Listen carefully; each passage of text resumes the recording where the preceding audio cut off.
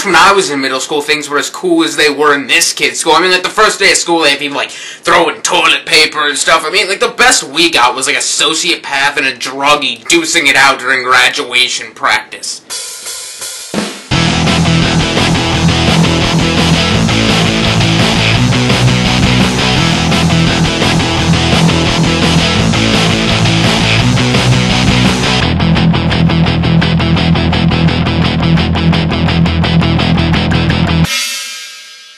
Diary of a Wimpy Kid. Now, I don't know what drew me to see this movie last year, or the original one last year. Really, I was not familiar with the material at all, and I went in, and I was surprised that I really enjoyed this movie. I mean, I remember just having a lot of fun in the theater. I watched it the other day for the first time since, and I still really enjoyed the movie.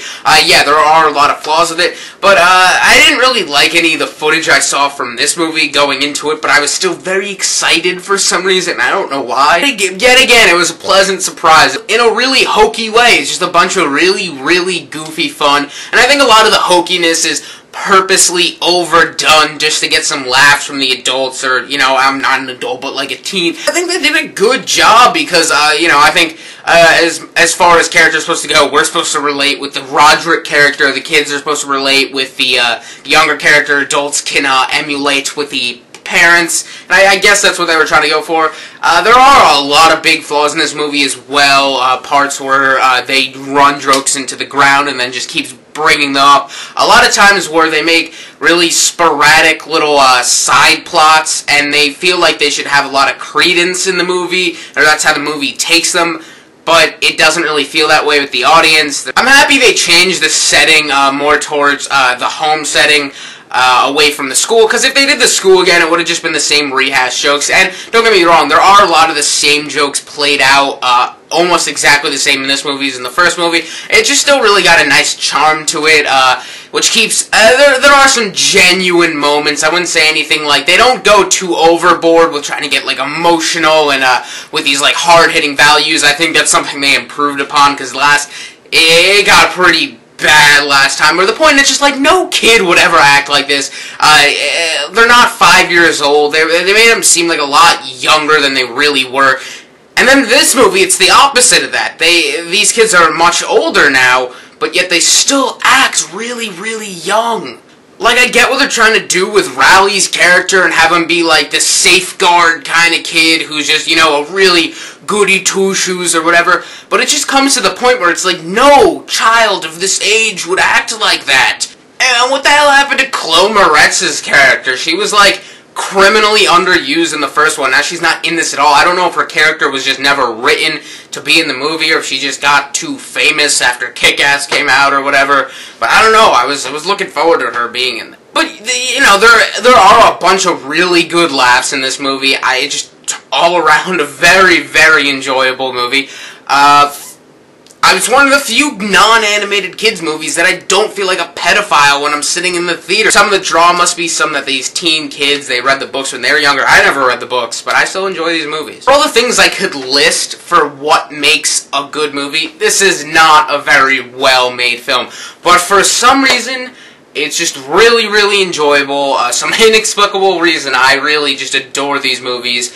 I'm not going to try to make it seem like it's a breakthrough kids movie that, like, reinvents the genre. No, it's an enjoyable little experience.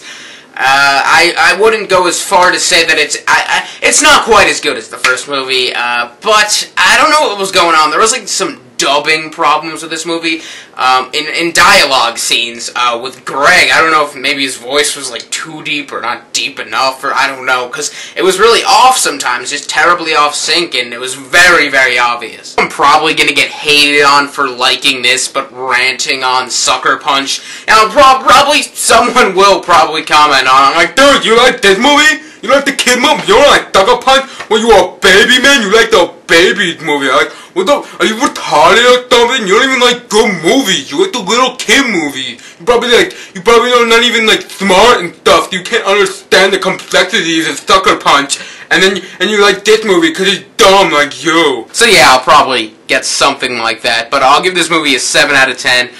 Just good old-fashioned hokey fun for the whole family.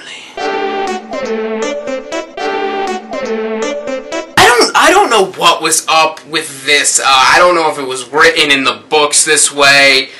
I don't know if the kid was okay with this, or if maybe he wanted it. Maybe he was trying to, like, you know, get the attention of the young ladies seeing this movie.